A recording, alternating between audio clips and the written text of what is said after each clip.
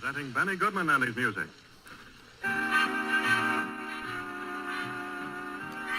Good morning, everybody. Alexa, turn Northwest Alice Blue. That's a little better. I was looking a little jaundiced there.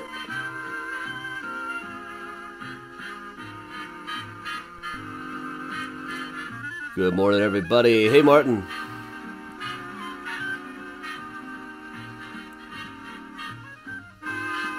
Hey, Dina and Melissa. Hey, Gene and Mike and Lorena.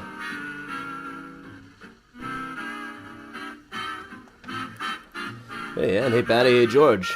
Hey, David. Benny Goodman, ladies and gentlemen, the man with the torrid clarinet and the even more torrid band. Hey, Patty. Hey, Ann. Rhythms, all danceable.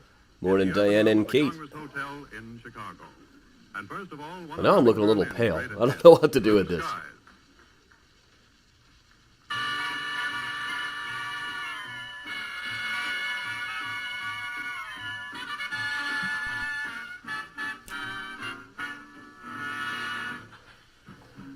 Hey, Cindy. Hey, Octavio.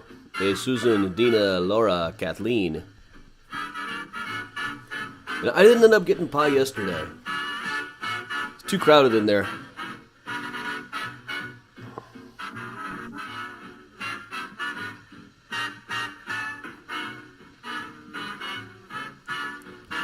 But good morning all around. Alright, still dealing with lots of button pushes transferring over to Apple Music from Spotify. Hey, Moss over on Twitch. Hey, Bridget, Pam, Adam, Kathy, Barbara, and Carol. Hey, Denise. Hey, Carol in Quartz Hill. 30 degrees in Florida. That's unusual. Hey, Bruce. Hey, Kathy and Roy and Meg.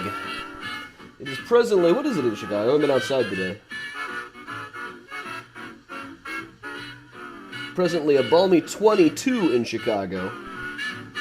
But feels like 13. Hey, Todd over on Twitch. Hey, Chris Wexley. Hey, I recommend there is this app called SongShift that you can use to transfer your Spotify playlist over to Apple Music, more or less seamlessly.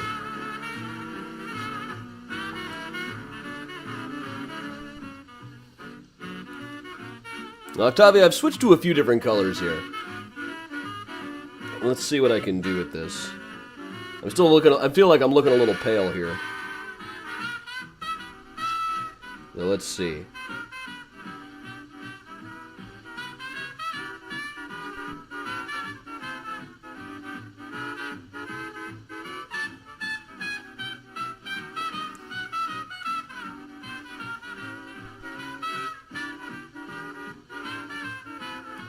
Let's see what I can do. Hey, Lindsay. Hey, Betsy, Laura, Karen, Mary.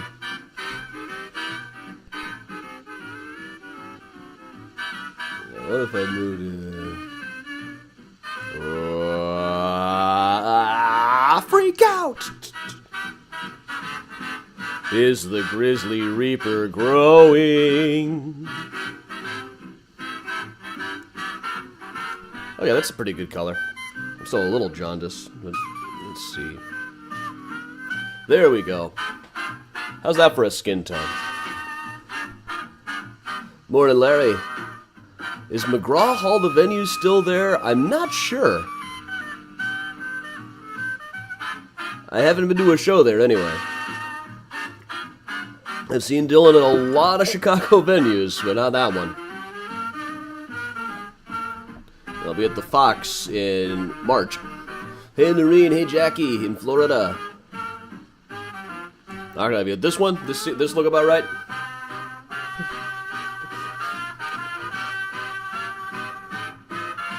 Hey, Dwayne. Hey, Gladys.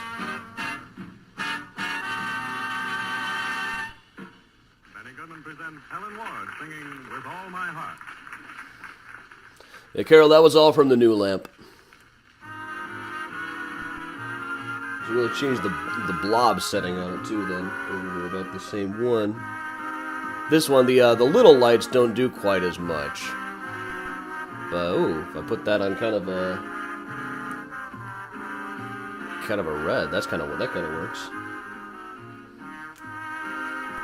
Morning, Rich. Hey, Natalie, glad to have you for a minute anyway. Hey, Linda. Yeah, the new lamp is right behind the laptop. It replaced a little one that I had on there.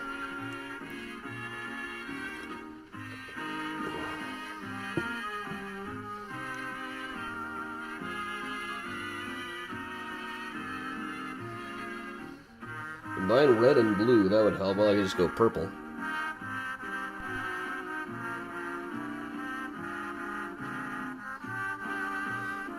If I go too purple, I'm going to feel like I gotta go steal strawberry shortcake's berries.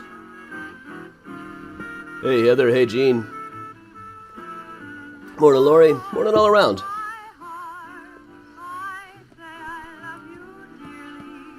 I am yours sincerely with all my heart. You use some interesting effects with your hands on this thing, you know.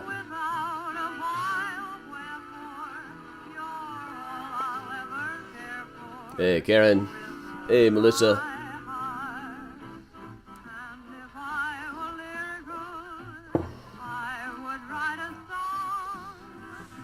Hey, Sherry.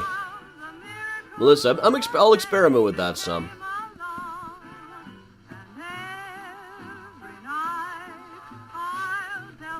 But I tell you, if I do this, it's really just one light that's bright and one that's the blob light in the middle is not nearly as bright.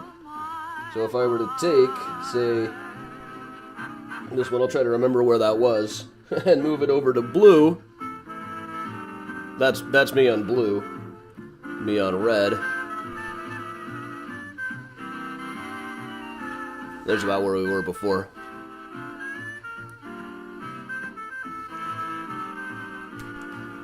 Hey, Luann. Morning, Monica. A lot of birthdays on the chat today, I see. Happy birthday, everybody. Everybody I might have missed. Hey, Bridget's mom.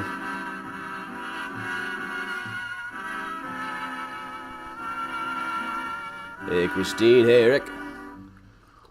Benny Goodman goes way back and gets a lot of rhythm out of Walk, Jenny, Walk. Hey, Maurizio. Glad to have you. Hey, Rosemary and Carol. Morning, Don. Morning, Carol, and everybody at the coffee shop with Carol.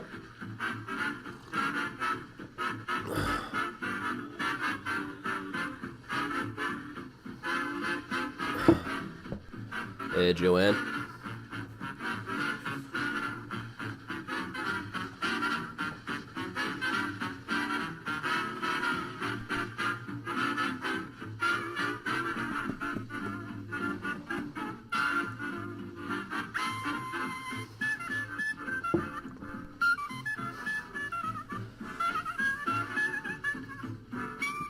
Yeah, I wasn't going to go over the I'm turning violet joke, because we've already had one Willy Wonka reference playing with the lights today, so...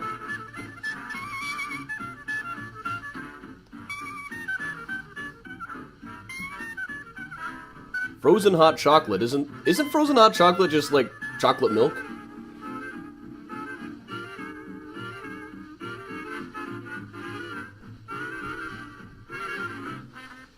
What am I missing on the entire cast of Doug here?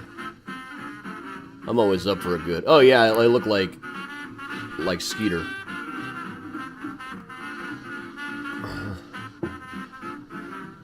Hey Tony, I don't need to put on boots in the house. Hey Kelly down in Arkansas.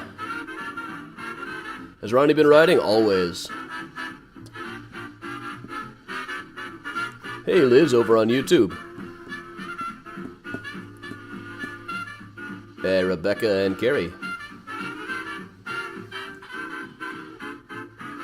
Fried hot chocolate I could do. A couple of times I've gone to the Iowa State Fair and just tried to eat everything deep fried and on a stick. There's various kinds of pie on a stick. All good.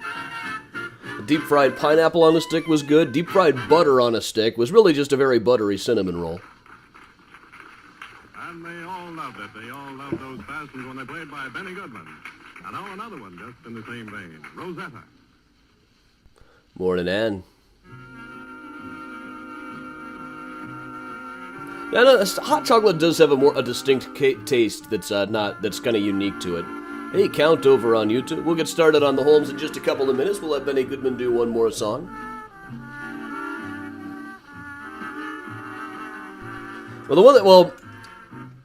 Many fair foods sound like sex acts or racial slurs. A friend of mine used to have a game he played called Fair Food, Sex Act, or Racial Slur.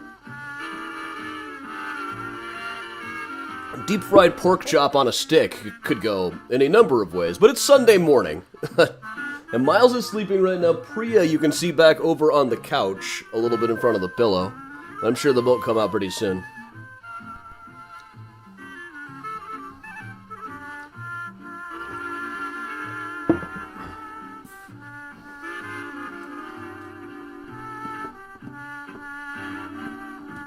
Deep fried peaches I would do. I'm always down to try new fair foods.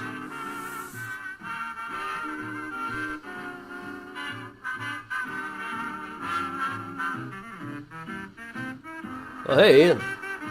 Now, this is a little different. There's the one I do the Devil's Downtown that crazes Holmes around the loop.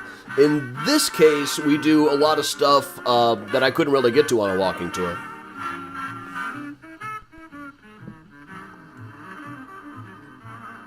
I did write one whole book that has a deep fried food on a stick theme running all throughout. It's sitting in the drawer. It's done. It's called I Beat Up Charles Dickens. It all takes place very specifically in Iowa on December 31st of 2017. So I figure it has to be at least 5 years old before anybody's going to want to read it. So stuff that took place 3 years ago, nobody wants to read. Stuff that takes place 5 years ago, it's a different thing.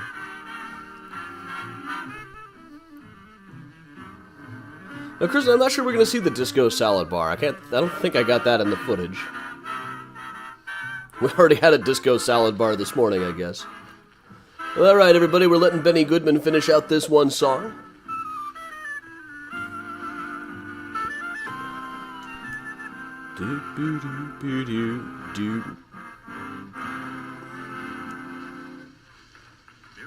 Music by Benny Goodman and his orchestra is presented from the Congress Hotel in downtown Chicago. Joseph Urban Room, 1936. And I think with that, it is time we get started. So welcome along, everybody. I'm Adam Seltzer for Mysterious Chicago Tours. I've been a tour guide and historian here in Chicago for going on 20 years now. I've got about a dozen Chicago history books out. I'm on the History Channel and the Travel Channel all the time, so I am incredibly famous. And you should definitely pay attention to whatever I say. Most relevant of all the books for today, of course, is HH Holmes, The True History of the White City Devil, which is almost 5 years old now. That just occurred to me.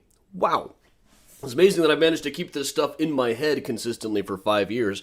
But while I was working on it, I was also working on the show American Ripper that was on the History Channel. I ended up being on about half of the episodes, and they were trying to determine whether H.H. Holmes might have also been Jack the Ripper. And I've got plenty of paperwork that puts him in Chicago during October of 1888. Also, his daughter was born 9 months after that, so we know one thing he was doing in October of 1888. But, they had 8 episodes to fill. Now, digging up stuff about H.H. Holmes is generally a matter of going through old newspaper articles, some of which he wrote himself, though they were probably punched up by editors, but also digging through the legal archives. I love the legal archives. It's like, it's very Dickensian in there. There's like leather-bound volumes all around you, stuff, crumbling old Victorian paperwork, stuff that's pinned together because nobody had invented the paperclip yet.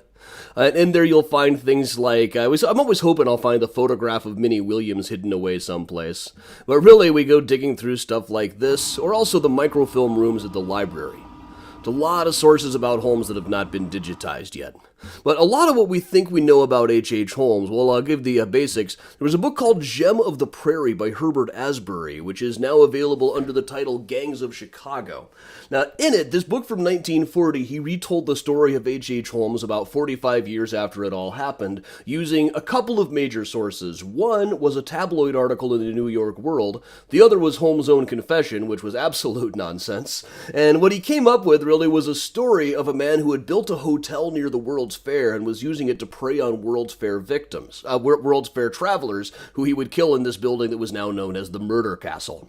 Now, it's kind of a mixture of fact and fiction. There was a building that the press called the Holmes Castle. Some of the stuff, like finding torture equipment in the basement, is stuff that Asbury just made up wholesale. Others came from the New York world. Now, Holmes had been telling everybody that he was going to be starting a hotel, but it was never completed or open for business. It was all just a vehicle for swindling. By claiming to open a hotel, he was able to swindle the furniture stores, and the mattress stores, and the crockery stores, and the sash and screen door company. Dozens and dozens of lawsuits overall, but there was this one stray line in that New York World article saying that after the World's Fair, the list of people who would never come home was a long one, and that a greater number of foul play was suspected. Could they have come to this bustling hotel? Being from out of town, they didn't realize that it had never really been a bustling hotel. Holmes was a swindler first and foremost, though I'm not trying to brush him off completely. The guy probably did kill at least 9 people. There's a couple more on the maybe list that I think are strong candidates. But what we can do is we can go all the way through here. Well, let's go through. It's been about a year since I did, over a year, I think, since I did this particular tour.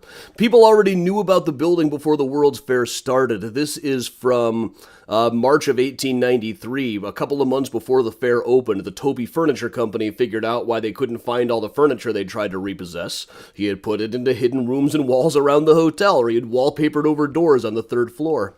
And here's Holmes himself. And he did in fact have this building that we now refer to as the Murder Castle. Holmes never really called it much of anything other than the Wallace Street property or the Englewood Flats. Later on, newspapers in 1895 started calling it the Holmes Castle. For a couple of days, they couldn't decide to call it Castle Holmes or Holmes Castle. But after a couple of days in July of 1895, when it was being investigated, people started to figure things out a little bit. They kind of landed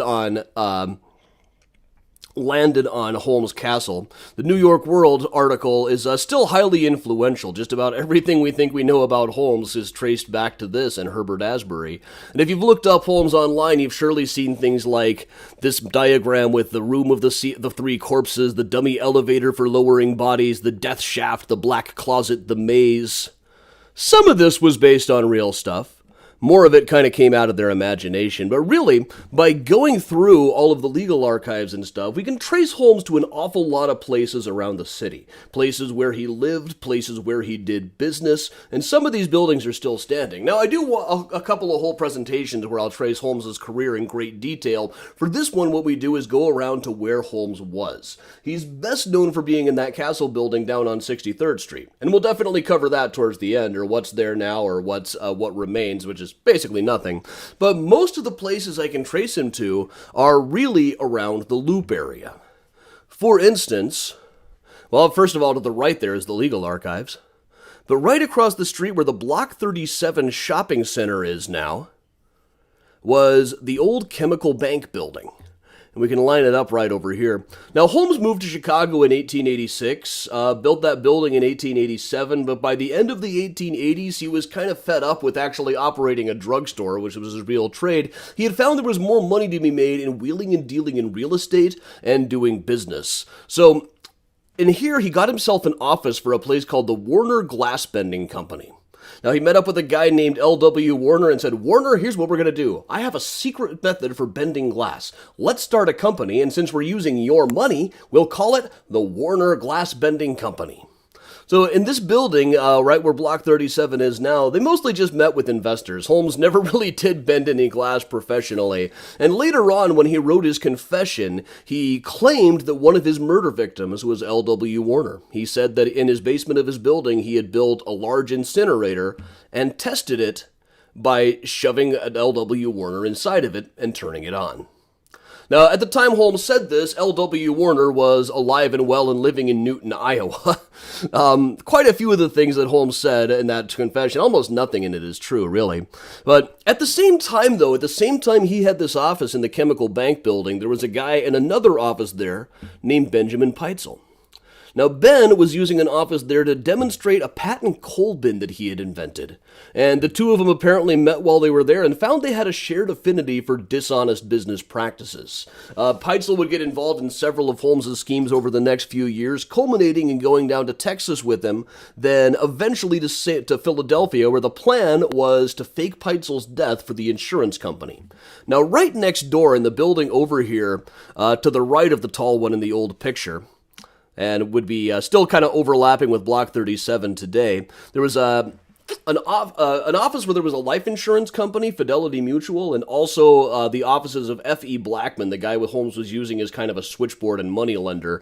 Holmes apparently went to Peitzel one day and said, Ben, here's what we're going to do now. We are going to go to Fidelity Mutual, that place by the old Chemical Bank building, and we're going to take out a $10,000 life insurance policy on your life, and then we'll fake your death in Philadelphia. Now, Holmes may have actually been planning to fake his death at one point in the process, but by the time it actually came time to do it, he decided to just kill Benjamin Peitzel, which is what he did. That would be the one murder he was ever actually convicted of. Now, just around the corner from this, just around the corner is one building still standing that I'm assuming Holmes knew very well. I've had very difficult time tracing a time that he actually would have darkened the door, but this is currently known as the Delaware Building. It was up in Holmes' day, and at the time, it was the Real Estate Building. The Real Estate Board building was a place Holmes would have had to go to pretty regularly just to fill out various pieces of paperwork. I do know that in 1893, he had defaulted on so many bills that his building was repossessed and sold into receivership at an auction here in the Real Estate Board building. And one of my favorite things in the legal archives is the summons for this. They had to summon everybody who had a financial interest in the building, which was a lot of people. Holmes had a lot of investors and a lot of people taking out mortgages and liens against him for stuff that he had bought on credit and not paid for. So usually a summons will be like, we command that you summon Peyton R. Chandler to so-and-so. And here we've got Peyton R. Chandler, Frank R. Chandler. Those were a couple of guys who were real estate developers in Englewood. Lucy T. Belknap and John S. Belknap, his in-laws. Louis Manson, I couldn't find much about him. Henry J. Adams, J.H. Purdy, another guy who sued Holmes regularly. Julia L. Connor, she was dead. Charles Bryan and Thomas Bryan, founder of Graceland Cemetery was Thomas. All these people with an interest. This is page 1 of 3. Extending all the way down here, all the people who had deeds on this building. My favorite part is up at the top where it says, we command that you summon. Some poor weary clerk has written in the word, again. This occasionally was known to, this was, apparently these people got summoned quite a bit. I found plenty of suits with all of them. But now we're going to move up to Wilmette now. Holmes lived in his own castle building for a couple of years, then moved his wife Myrta and their new baby up to Wilmette in the north suburbs. Now, I'm not really sure where they were at first, but in 1893 they built their most famous house there, which would have stood right about where the driveway is here now.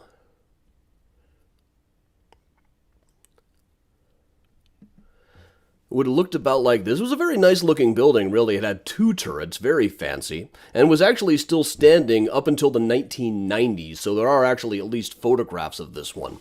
Now, how much time Holmes really spent in this place is up to debate, but probably not very much. I'd say if he spent 100 nights in this place, it was as much as he did. Mainly, it was lived in by his mother-in-law, Lucy, and his wife and daughter, Myrta and baby Lucy. Now, officially, what they didn't know, what Myrta and her mother did not know, was that the official owner of the building on the paperwork was Minnie Williams, who had been Holmes's girlfriend around the time that it was built, but also disappeared around the time that it was built.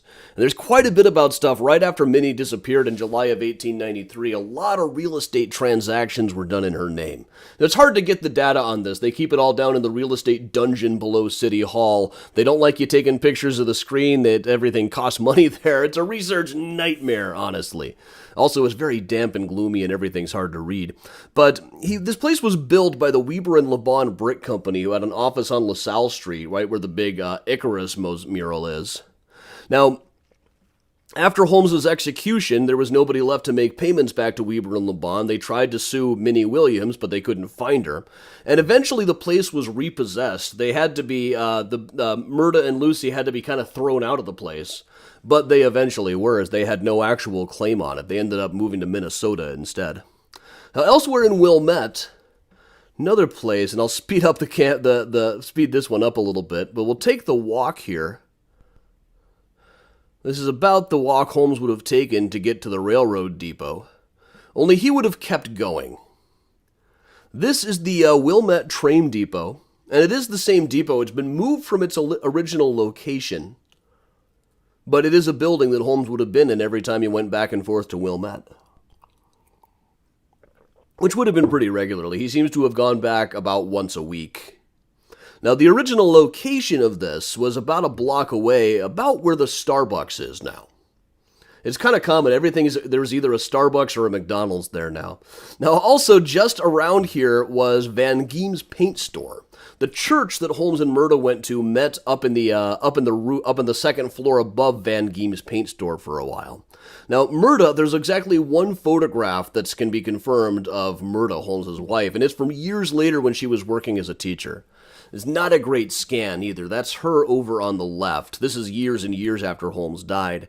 Lucy, his daughter, there are a couple of photos of. This is from her passport application. There's another one that was in the newspaper announcing her wedding, and in that case, she looks quite a bit like Holmes in the other picture of her. I don't have that one, though. But Minnie had moved into the castle building in 1892, or I don't know if she ever really lived there much. But Minnie had started working for Holmes in early 1893, late 1892, early 1893, having first moved to a Lincoln Park place.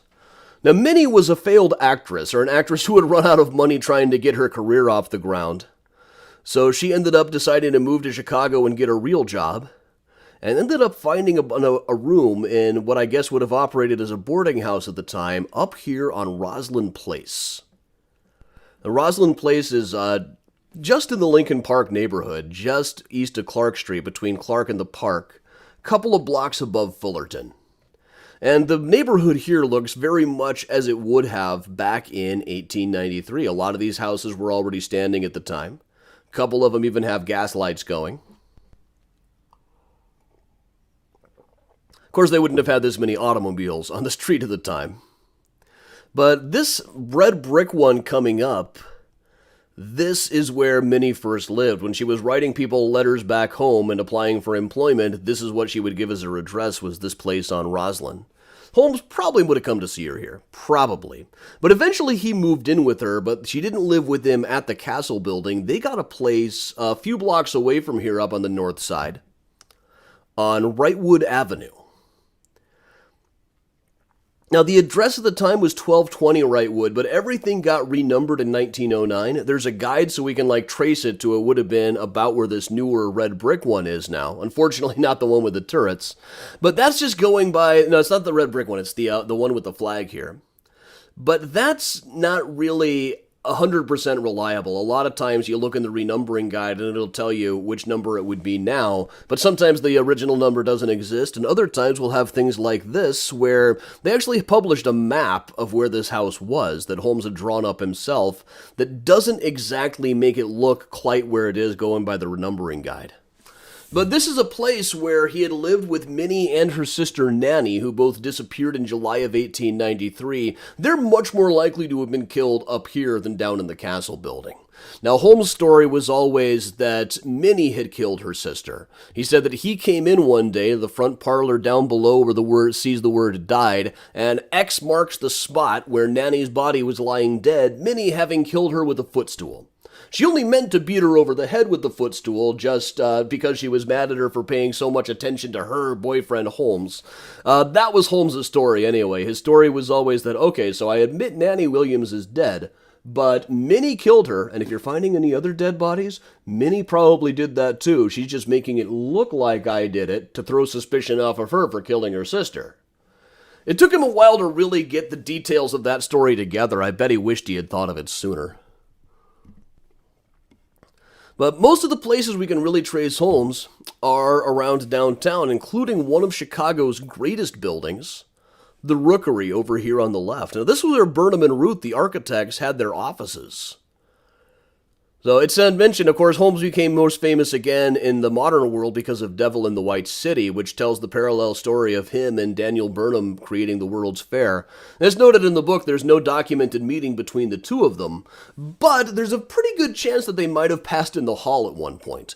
Holmes was dealing with a couple of firms in the Rookery. One was an insurance company. He was always taking out insurance policies. When he added a third floor on his building that was ostensibly supposed to be a hotel, but really just a swindling vehicle, he took out 4 or 5 insurance policies on it. One of them had an office here in the Rookery. There was also a cement dealer operating out of the Rookery named William Green that Holmes got a loan of several $1,000s for to invest in one of his other businesses. And Green appears to have been a swindler on the side himself, so he figured out he'd been taken much earlier than most Holmes victims. There's boxes and boxes of paperwork about lawsuits between Green and H.H. Holmes. It's sometimes believed that maybe William Green wasn't even a real person, just another one of Holmes's aliases, which is plausible, but I've got enough stuff in Green's own handwriting that I don't think so. It's tough to say, partly because William Green was a very common name, so tracing what became of him after this story is remarkably difficult. He does seem to disappear from the record right around the time Holmes left Chicago. Just down the road from that, right where Ida B. Wells goes through now, that wasn't a through street at the time, there was a building called the Manon Building where Holmes had an office for the ABC Copier Company, which is what that guy had loaned him all of the money for.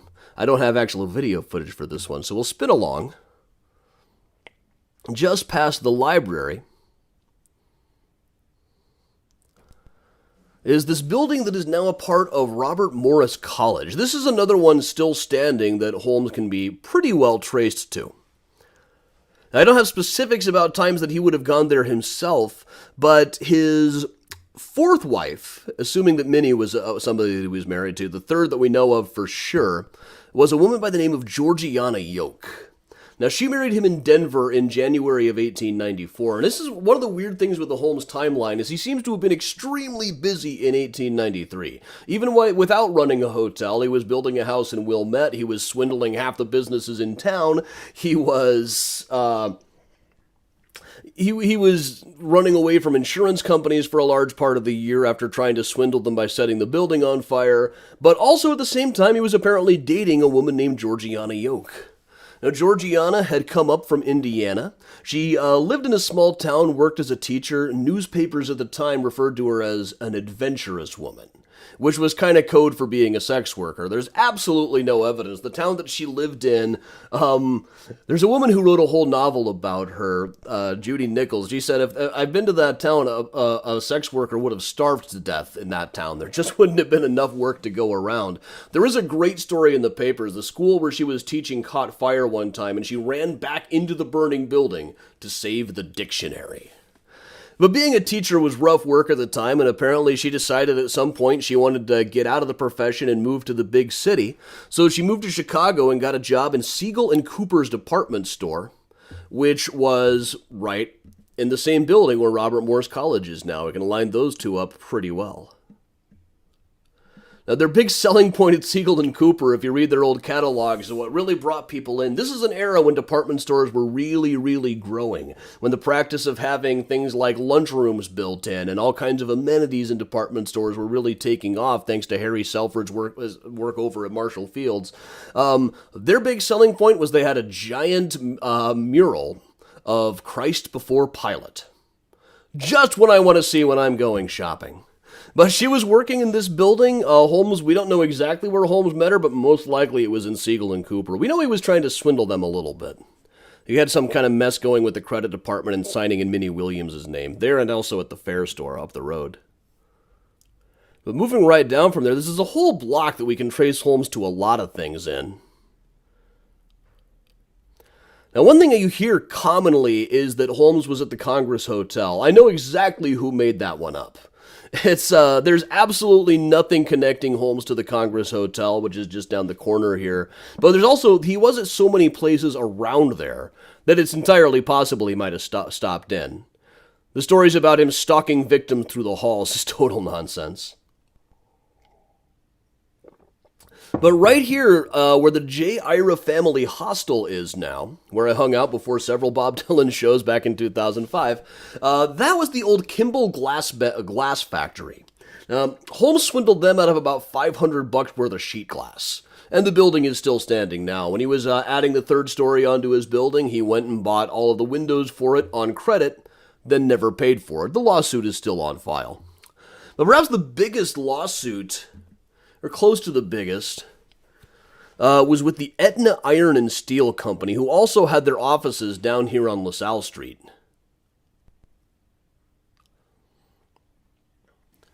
Now, most of this is not buildings. Other than the Rookery, Holmes wouldn't have really recognized these buildings, but they were all basically the same sort of buildings now. It was a lot of lawyers' offices, a lot of financial institutions, and over right here on LaSalle was the offices of Aetna Iron and Steel. These were the contractors that Holmes engaged to build the castle for him. Now, we tend to hear now Holmes used his own construction crews, did all of his own designing so that nobody else would know what was on in the building. It's not strictly true. We do know there's a whole contractor's statement. Aetna Iron and Steel was hired. A guy named Glauner did the architecture for it. And we can even see in the lawsuit here exactly what all of the workers were getting paid. And this all survives because Holmes never paid the bills for the place. His defense was that when they first sent the materials, one of the I-beams they sent was 6 inches too short. And they fixed it, but he decided that invalidated the entire contract and he never had to pay. This is just one wrapper of it, dated October 12th of 1888. But one of the best things in there was this entire diagram, Glauner's diagram of the first floor front of the castle building. This was a really cool thing to unfold, a big diagram for the building that even says HH Holmes 63rd and Wallace up there. But the contractor statement, we can see the workers who worked on the building actually did get paid. It was just the companies they were working for never got paid. So at least the workers didn't get screwed. Their bosses got screwed. And really, this is the nature of most of the places we can trace Holmes to now. It's places that he went around swindling. I don't have a whole lot of details about his swindling of the Dawson Brothers Fireplace Company. It's just, there wasn't a lawsuit paperwork for it on file. It might have gotten folded into something else. He might have been using some other name that I'm not aware of. I looked up lawsuits under all his names that I know of, but I know there's more of them in the archives. But newspapers at the time listed Dawson Brothers as one of his many victims. And you can see, this is, Dawson Brothers would have been a brand new building at the time, 1888. It says so right on there, but it's still standing today. Now, going back to LaSalle Street a bit, right now where the One LaSalle building is, a part of the Art Deco tour that I do occasionally, was the site of the Tacoma building where Holmes appeared for several meetings back in 1893. Now, towards the end of the World's Fair, all these people who had swindled and who had sued them, all the people who had borrowed money from him finally got together and, consolidated all the debts into one large lawsuit run by a place called the Lafayette Mercantile Agency, which operated out of here. And these guys arranged for a meeting with Holmes. He had to face all of his creditors down, and he put on a great show. He cried, said, "Sorry, I never meant for things to get this far out of control. I really am a good person. I'm going to make sure everybody gets paid. I just got in over my head." So they all agreed next time he was supposed to show up with his checkbook, and that time he showed up, shook every hand, said, "I'm glad to have this out of my way at last," then pulled the old, "Excuse me, I just need to run to the bathroom for a minute." Then he was not seen again. A third scheduled meeting where he was going to be arrested never took place because he had beaten town by then. This is really why Holmes left Chicago when he did. The insurance companies were breathing down his neck because they knew he had tried to torch his own building for insurance money, and also all of his debts were finally getting a little too hot for him. Now, just down the block from there, another one that we can trace is kind of another architectural landmark, in its way even more so than the Rookery, which you can see in the background there.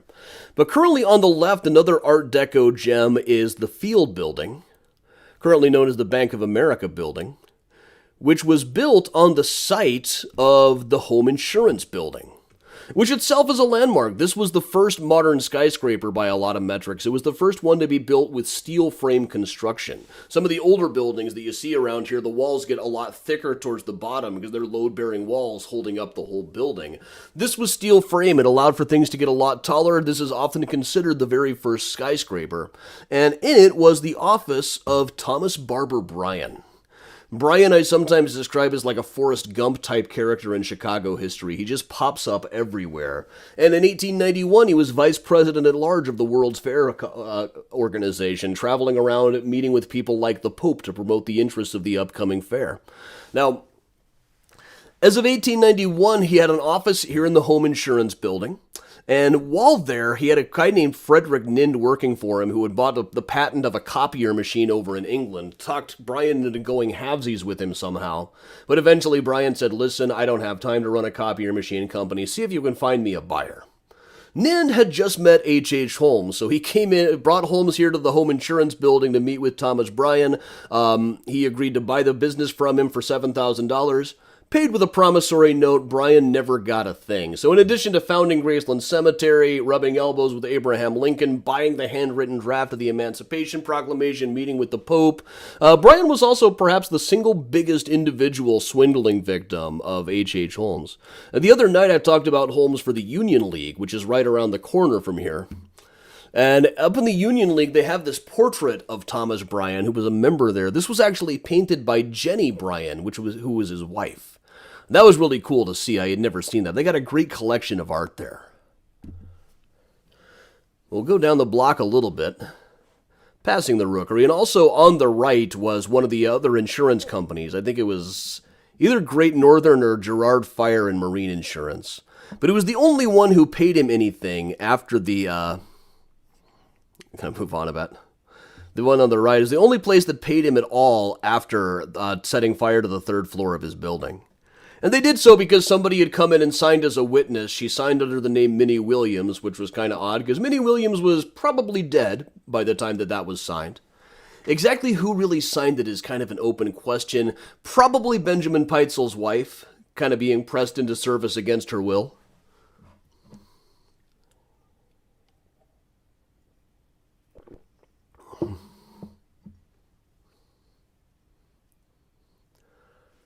And right here, these are a couple of statues from the old Board of Trade building. The building to the right with the statue on top is the current Board of Trade, built in 1930. Previously, there had been one standing right here. Holmes had a lawyer who had an office in here, probably the sleaziest of his many lawyers. He had a lot of lawyers. Some of them were pretty good, some of them were a little sketchy, some of them were really, really bad. And then there was Wharton Plummer, whose office was here in the old Board of Trade building. Wharton Plummer seems to have been just about as crooked as Holmes was. Holmes met with him a lot. There was no case too dirty for him. He was perfectly willing to go to the newspaper and said, yes, H.S. Campbell was definitely a real person, not just an H.H. Holmes alias. He actually had one of the best lines of it, so I'll give you a quick warning for language here, because it is Sunday morning and all. But when the newspapers caught up with him during the Castle investigations in 1895, he said, gentlemen, you have got it all wrong. H.H. Holmes is the last honest man in America, and the story you are telling about the Castle is fucking rot. Now, they couldn't quote him exactly in the papers. They had to say things like, he said the stories were rot, and this last he qualified with an adjective in common use. Somehow he never got charged himself, but his name came up a lot. A lot of people who knew Holmes said, you really ought to look into this Wharton Plummer character, too. And he definitely knew Holmes operated under different names. He was the lawyer for him operating under Herman Mudgett, too. We'll proceed through here a bit. Now, when they were digging up the castle building, they did find some human remains, or what they thought were human remains. And really, I think the best evidence that there were a couple of human skeletons buried down there, probably Julia and Pearl Connor, is that Holmes was ready with a story about why they might find some dead bodies in there. Now, he told everybody, well, you see, my friends and I were staring starvation in the face after medical school, and we had a plan to swindle an insurance company. We were going to say a friend of ours killed his wife and daughter and himself, and then we'll get the insurance money, and I was in charge of finding the dead bodies of the woman and the girl. Now, I went to Chicago, got some bodies nice and legally, and took them to McCoy's European Hotel, where I sealed them up into a barrel. Now, right where we're standing here is where McCoy's European Hotel would have been. That sounds very fancy. European Hotel just meant that they didn't provide meals for you. You were on your own for eating. One thing he didn't explain is how exactly he would have gotten the bodies into the hotel room to put them into a barrel in the first place. But his story was, well, I put these bodies in a barrel and stored them down the block at the Fidelity Storage Warehouse until they were needed, but then we chickened out and realized, these insurance companies are really smart. They're going to catch us for sure. So they chickened out and he decided to just leave the bodies in storage until he built his own building, at which point he buried them in the basement. So if you found any dead bodies buried down there, they're just old insurance dupes that we chickened out instead of using. This convinced no one, but the very fact that he even had this story is the best indication for me, as the police digging up the basement were not exactly forensics experts. There were a lot of stories of them like poring over anatomy textbooks trying to match up bones they had found, and most of them would turn out to be soup bones. Whether any of them were human, unfortunately, there's not good enough descriptions of them, and they don't survive enough that we can really say at this point. But let's head on down to the south side.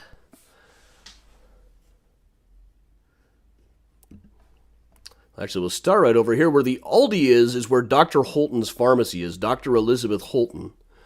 And Holmes swindled Holton out of the pharmacy a little bit. He bought it from her nice and legally, but did some trickery to drive the price down, and it took her a long time to get the money for it. It's commonly said that Holmes killed Dr. Holton and his wife. Really, it was Dr. Holton and her husband, and they both lived well into the 20th century, so he's off the hook for those ones. But right after he purchased the pharmacy that stood where the Aldi is now, or the Aldi parking lot, he also bought the plot of land across the street at 63rd and Wallace to build the building now known as the Castle. Now, this would have been right about here in this grassy knoll. Now, you tend to hear it was right where the post office is now. Really, it was in this grassy space next to the post office. Now, over on the right-hand side here, we'd be walking into the restaurant portion that was on the first floor. Over to the left was the drugstore. So we'll spin around here. That stop sign facing the other direction is about where the door to the drugstore would have been. And this is the oldest image we've got of it, 1895. It was after the fire had wrecked the third floor. They've got like an unsightly temporary roof up on top of it. Most of it would have been over next door to where the post office is now. And the building was there a lot longer than people tend to say it was. There was a big fire there in 1895, and a lot of people just assumed that it burned it down. But it was there for quite a while. Here's a shot of it from 1940. You can still see some of the same railroad tracks in the background. And here's a shot from right before they tore it down in the late 30s. At the time, there was a sign shop operating in there. And there is a picture of the inside of it. This is the only photo I know of the inside of the building. This shows the sign shop on the inside. I was actually able, when the Chicago Tribune finally published this high-res version of it, the stove was probably original, the tile was probably original, and they showed the guy who operated the sign shop just, standing there looking proud. And I was able to finally read the name on it. Immediately looked up who the guy was, published a quick article on it, and got a message from his great-granddaughter, who said that, her mother remembered having to go visit Grandpa at the sign shop quite a bit, and her mother would tell her, now you be good or you'll have to go down into the basement and Dr. Holmes will get you. Mother of the Year. But there's not a whole lot of overlap between where the Castle building would have been and where the post office now stands, just about 4 feet or so over on the far left-hand side of it. But I do have some footage of down in the basement. Now, this is what the basement looked like in the castle. We hear a lot of stories about them finding torture equipment and stuff down there. Really, it was just an unfinished basement. But here's the back room at the post office. This was from filming a whole other show. I think this was the Haunted History show. God, a good 10 years ago now, more than that. You can see that door right there that says not an exit leading to the basement. If we wanted to be tricky, that could be very ominous, not an exit. Staircase down looks like this. Let's walk down to the basement. Now, down in the basement, there's not a lot of frightening stuff now, other than there is a port. Sorry, I didn't film this thinking I was going to show it to anybody.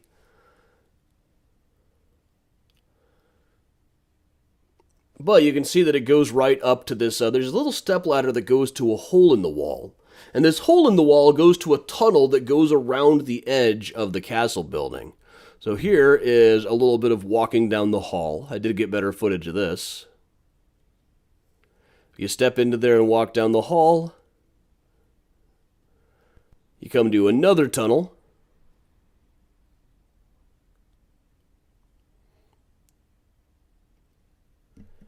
Which under better lighting looks like this. So here, we're actually looking down the overlap. This is the one space in the building that really would have overlapped with the basement of the old castle building. And I do have the file. Okay, I won't tease you. While I was down here, I did have an audio recorder running. And I realized, I am presently the envy of every single ghost hunter in the city. So, for lack of a better idea, I just started whispering the names of the people I thought would have been most likely to be killed in the building. There aren't that many. You tend to hear that it was dozens or hundreds. My list would be 0 to 6. But I started whispering the names of like Julia Connor and Pearl Connor. Julia and her daughter disappeared out of here in 1891. They're probably the two most likely to have died in here. So I just started whispering to see what would happen if I played it back. I didn't hear anything while I was down there. But when I played the recording later, there was this voice a bit louder than my own that sounded like a little girl singing. Me whispering?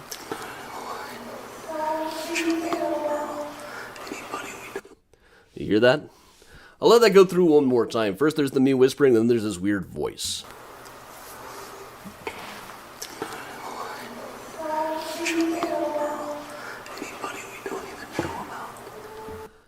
Now, if you're skeptical of that being real, that's exactly the right position for you to take. It is in my direct financial interest for this building to be haunted. I was down there without anybody, nobody else was around me. I can give you my word that I didn't fake it, but everybody just has to take my word for it. Of course, it would have been very easy for me to do so. Except that I'm always horribly afraid of getting caught if I try stuff like that. So I don't know what that sound is. I don't like to claim it is actually human evidence or any evidence of the supernatural or anything, but it's really spooky. Now the trick is, what is the voice saying? Now, to me, I always say it sounds like there's 5 notes or 5 syllables, depending on whether she's singing or talking. Sounds to me like she's saying, "Sorry, beefalo," which is like I always say, the worst Chef Boyardee product of all time. Other people have suggested, where did she go or why did she go? I'll play it one more time, see if you guys can hear it better than I can.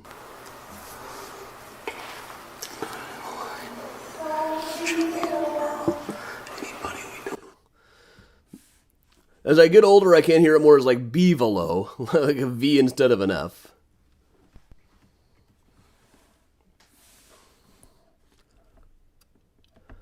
So yeah, that's plenty of ghost hunting organization have analyzed that file. Nobody's quite got an explanation for it. If it had said something like, "Come and play with me," then I'd have to assume somebody was faking me out. I'm whispering Emmeline, Julia, Pearl, anybody we don't even know about, all the names of the people most likely to have disappeared out of the building. But it's still kind of a mystery. I always tell people there's no such thing as good ghost evidence, there's only cool ghost evidence. And that one was cool enough that I played it literally hundreds of times now. Let's proceed into the basement section, underneath the main section. There is this place, and you can kind of see how the police digging through the place let their imaginations run wild. Everything looked like, could this be the mop wringer of death? Are these torture window panes? Really, it's just a pile of junk down there. I guess they've cleaned it up since then. But look at all the orbs flying around. You walk around thinking of how all the things you see down there could be a murder weapon. Because, heavy blunt instruments, of course they could be. But with the with some digital trickery to turn up the exposure, this is what it looks like down there. It's just a whole bunch of dirt, but it does look very much like what the castle basement would have looked like. And this only overlaps, if at all, a very tiny bit. It would have been kind of adjacent to the castle building, underneath the building next door. But it would have looked about like this. And you can definitely see how their imaginations ran away with them down there. One other place to cover is up on Sealy Avenue near Damon, Elston, and Fullerton. Well, just Damon and Fullerton now. They've moved Elston around. But there was this place where, after the story about the castle building kind of dried up in the papers, after they determined, this is just the police telling big stories, they announced that they had found another building. There was a long building that was said to be a glass-bending factory up over here on Sealy Avenue. The sources on it are not great, but apparently they found it full of Holmes's paperwork, so it's possible that this was a real place. We started taking people here really just as a historical curiosity on ghost tours because so many people were asking about Holmes stuff. And lo and behold, we started getting pictures like this dude lurking around the tree.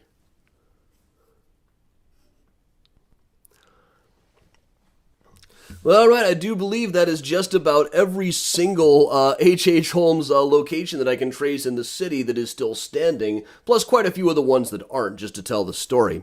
So, quick plug for the upcoming events. Thursday night, we're doing a virtual boat tour since it's not really boat tour weather outside, but it's always good weather for a virtual tour. This is going to be the Haunted History edition. So in addition to all the architecture stuff, I'll also tell all the ghost stories and gruesome stories that I know about from the riverboat buildings and the river itself. A week from today, it is treason. We are going to be talking about the 1864 Chicago insurrection, when Confederate operatives tried to blow up the Confederate prison camp here, break everybody out, burn down the city right before the 1864 election, and plunge the nation into chaos. And next Thursday, we'll be doing a thing a little bit earlier time. I'm going to be broadcasting for Chicagoans, but I think we can port it over so it'll still be same bat time, same bat channel. Going to be doing a new presentation about Lillian Colley, my favorite flapper, and the Wind Blew In, the place that she ran on what is now the Magnificent Mile and was then really a bohemian dive. And of course, on the Facebook page, we do mini tours every day at 10 o'clock, facebook.com/MysteriousChicago. You don't need an account if you've divested from Facebook. But I can only do the mobile ones remotely. But every day at 10 we do something cool. And Fridays at 6:30 on the Patty Vasquez Show Facebook page, we do a show called Whiskey and a Cookie, in which Patty and friends, including myself, drink whiskey, eat cookies, and discuss the events of the week. Now, should you need a Mysterious Chicago sweatshirt, hoodie, etc., cafepress.com/MysteriousChicago, you can be just as cool as Luca here. Or as close as you can get by wearing the right t-shirt. Including, now, just around the corner from the castle building for a while lived a guy by the name of Johann Hawk, subject of a recent virtual tour here. You can now get your There's Only One Way to Hawk t-shirt over at cafepress.com/MysteriousChicago, in addition to all the other cool gear. But all right, everybody, I will leave that up there for a second. And now I will put the Benny Goodman back on. We'll just hang out like we always do. So thanks a lot, everybody.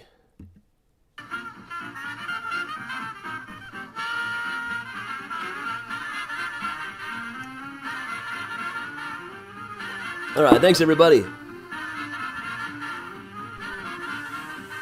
Now, Jerry, I don't have any Holmes merchandise right now, but I was just thinking it would be nice if we did a Sorry Beefalo shirt. I don't think it would be a big seller. I can just picture like a fake Chef Boyardee can with the mustache. When I go back to the post office basement to update footage, if they let me, they're not really open with having people down there much. I just happened to go in with the History Channel that one time. If I get in again, I'll do it again. I did go down there once again, a few years later, and tried to recreate everything. I said the same stuff, sat in the same place, used the same microphone, which incidentally is the same one I am using right this second. And it recorded 4 different audio files at once. They all picked up more or less the same thing. There are tiny, tiny differences, just by being different microphones in different places. But nothing happened that time.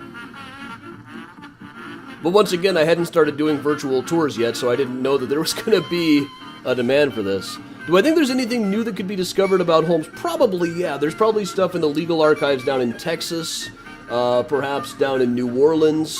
There's always stuff that you could find. And on my mug, that's RBG.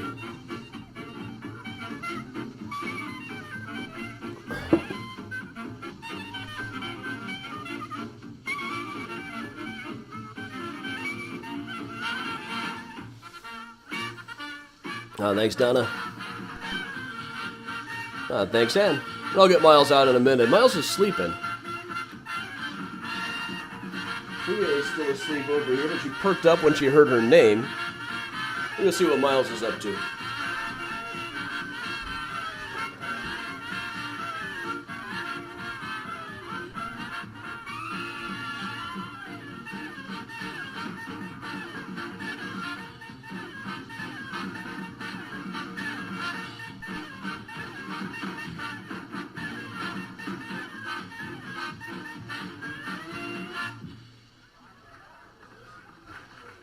And that would put rhythm in the feet of a wooden Indian. That was the bugle call rag, Benny Goodman's own arrangement. Now, the popular Here's the tune, guy Rag himself. Pavilion.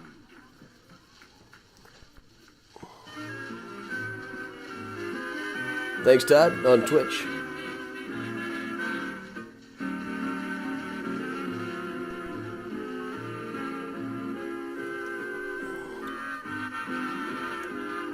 Yeah.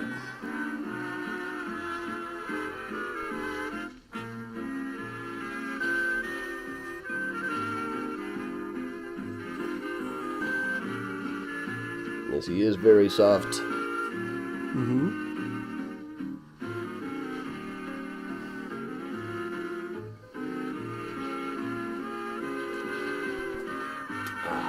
I guess I'll put him back in the bed. He was very... I hated to bring him out, honestly.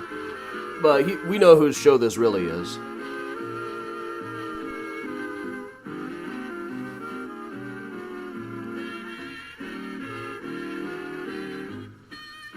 Thanks, David. Glad to have you. See you next time.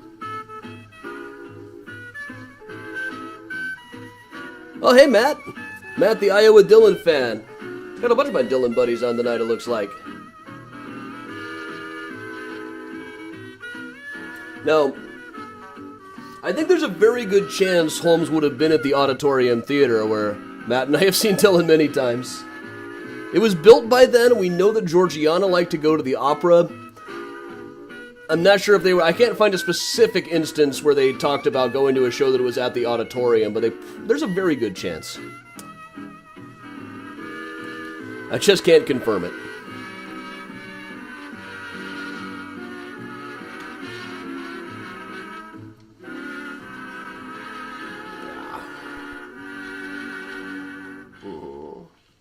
Down Harlem Way, they're all trucking. And here's Helen Ward to tell you all about her. Trucking.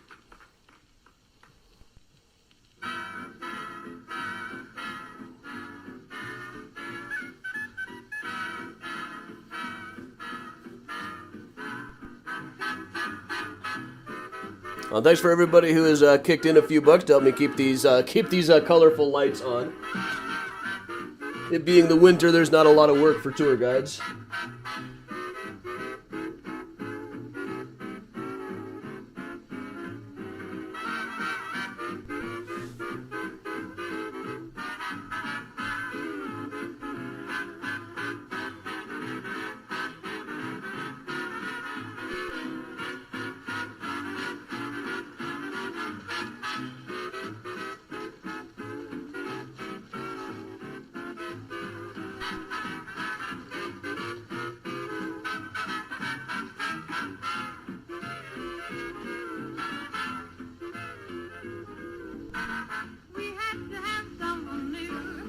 Oh, I got a tech support message. That's kind of unusual these days.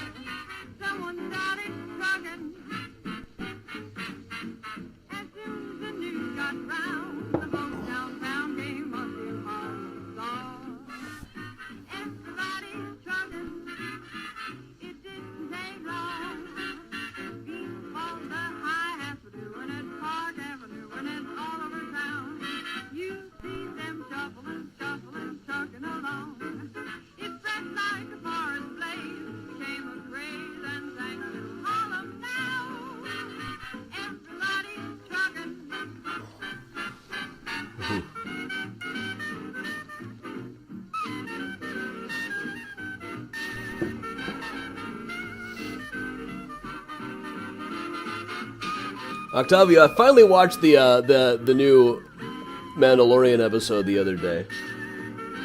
Last night. It was pretty good. Generally, I've thought the show was kind of slow. They keep showing these side characters that I think would be more interesting than Boba himself.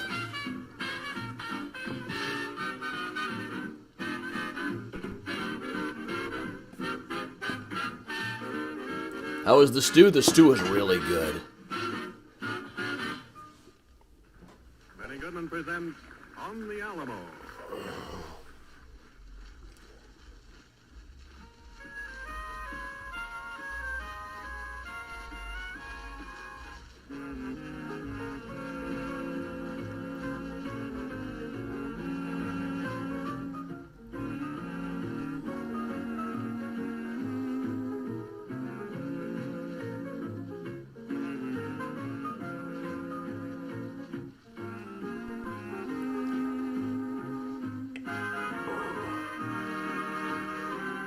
Alright, Miles, you want to go back in the bed? I'll bring you back in the bed.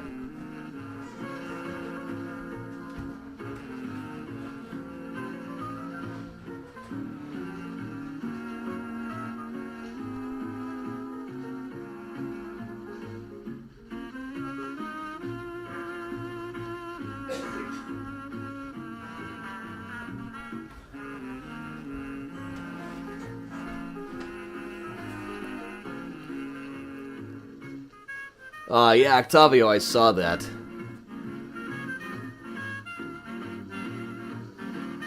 I'm tearing down the tiles for the side yard. Ugh.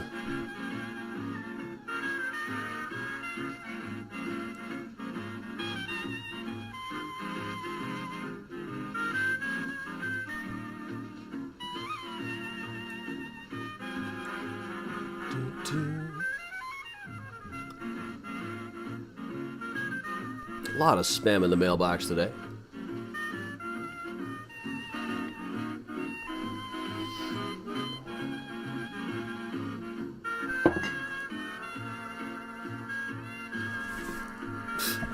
Oh, Miles.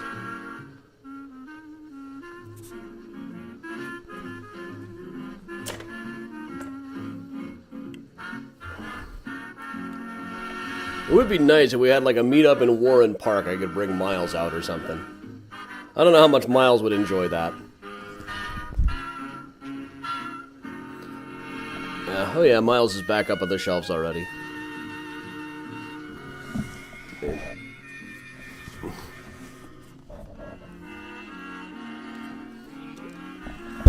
Do I often see sarcastic notes on old paperwork? Not very often. Lately, I've been going through the Minnie Wallace's second husband probate that I went through with the legal archives the other day. Some of that'll be up on the Patreon on Thursday. Like the will that he signed, his signature on the will that he signed only about 2 weeks before his death does look awfully shaky. And the doctor's bill seems really, really high. For considering that most of what he did was confirm, yes, this was death by alcohol poisoning, definitely not murder. His wife is a great old friend of mine. Here's your big bill. But I don't know, it's hard to tell what the doctor's bill should have been. He lists himself as attending physician for 6 months, though he doesn't seem to have done much, and charged $1,100 in 1897 money.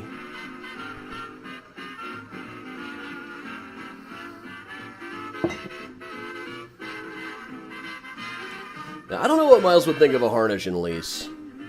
The one time we brought him to the basement when there was a tornado warning, he freaked out. And he loves to go out in the hallway, if he's not supposed to be. Especially now, Sammy the cat upstairs plays out in the hallway quite a bit, and Miles has bumped into him once, and they gave each other a stare down. Dina, yeah, Dillinger Tour has been on the back burner for a while, but it's on the list. It's in the works. Even Mr. Crosby slings it.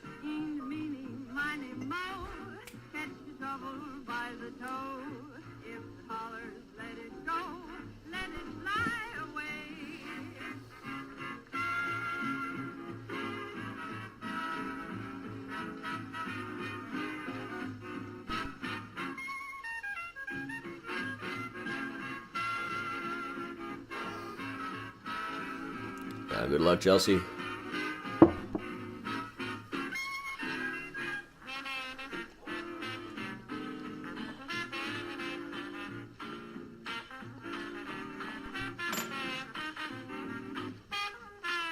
Yeah, Rebecca, that does sound rough. I might just watch something fun today. I haven't watched Archive 81 yet. I'm all caught up on And Just Like That. And I tell you, Shay is not the most cringe character on that show. Charlotte is. Charlotte talks like a flower girl trying to pass herself off as a duchess at Ascot opening day. She talks like Aunt May in the 1960s comics. She sounds exactly like Nannie from Muppet Babies.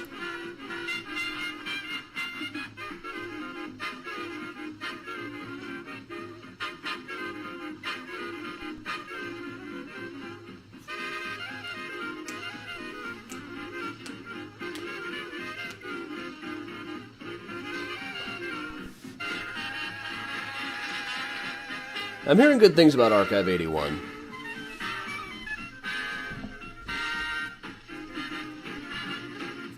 Have I ever walked in the Lawndale area? Yeah, sure.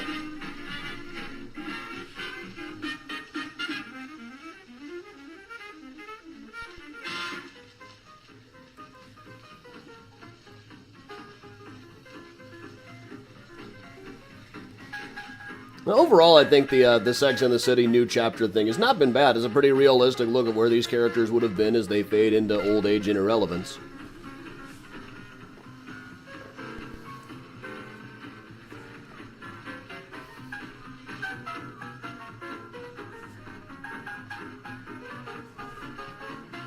It's not so much that it's cringe. It's like the show always was. This just culture has outgrown it now.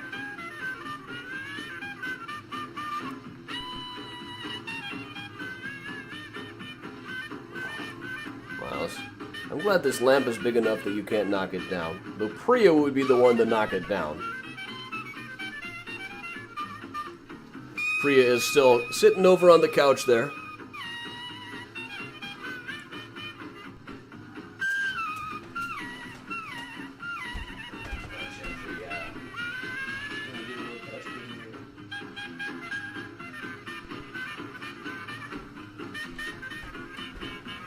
After an early morning of running around knocking things over.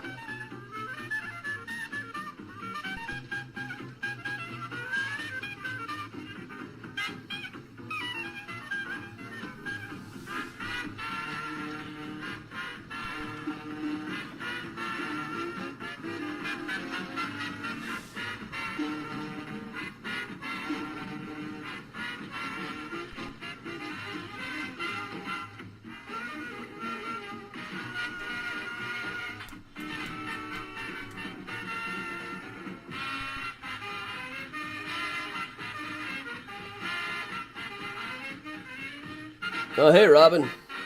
Happy birthday. And okay, anybody just joining us, this is the post-show hangout now. The tour was at 10 a.m. Central. Sometimes Facebook gets weird with people's time zones. But as soon as we're done here, it'll be up on the videos page if you still want to rewatch.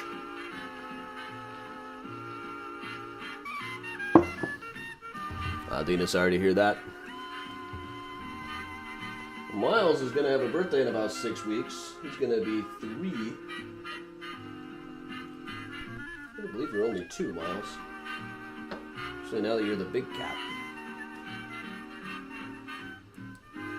And Priya will be 1 before long.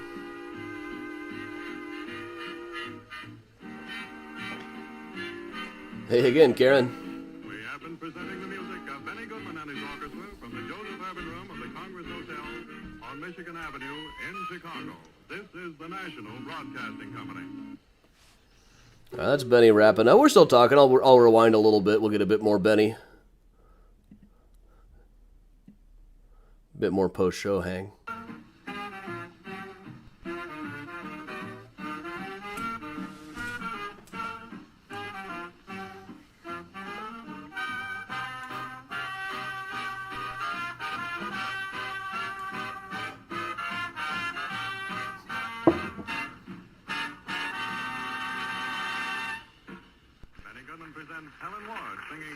Calendar with the girls. Which girls? I don't want to do like a murder victim calendar. That would be in poor taste, even for me.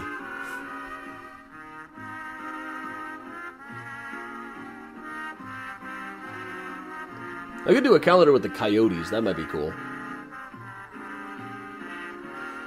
January 30th is not the day to start making calendars. It's an old saying they have in business school. Not that I've ever been to business school, but I'm betting that's a saying. I took a couple of marketing courses in the business building in college. It was weird. The people there were weird.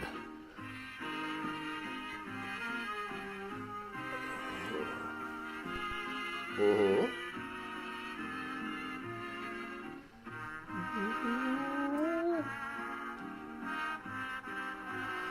I haven't seen Resident Alien, but I'm hearing so many good things. Elliot and Patty are just super into it.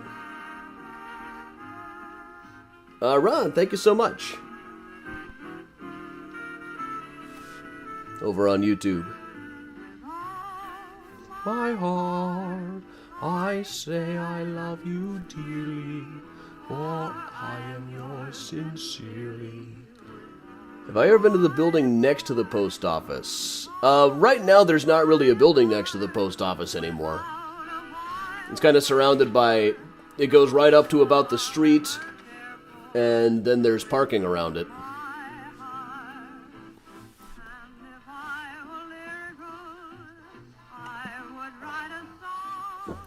But most of it would have occupied... Most of the post office today occupies the buildings that would have been next door to the castle. At Chelsea, I am on Twitch, YouTube, and Facebook, all through OBS. Now, through a Restream. Running OBS through Restream. I feel like I need to have a Y-splitter here someplace.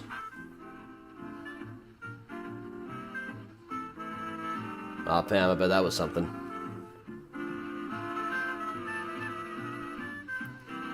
So many people I couldn't have seen because I lived in the wrong time. But, people will say that kids of the future will say the same thing now. Even now, I can meet people in their 20s who are just awed that I saw Joni Mitchell live. Or David Bowie.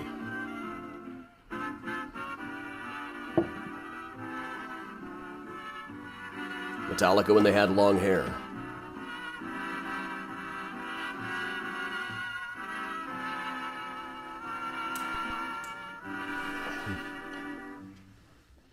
Goodman goes way back and gets a lot of rhythm out of Walk, Jenny Walk. Benny Goodman and his orchestra. My teabag exploded. This is hard to drink now.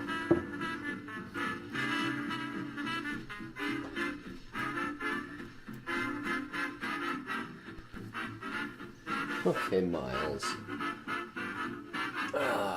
Miles is just patting me to get picked back up again.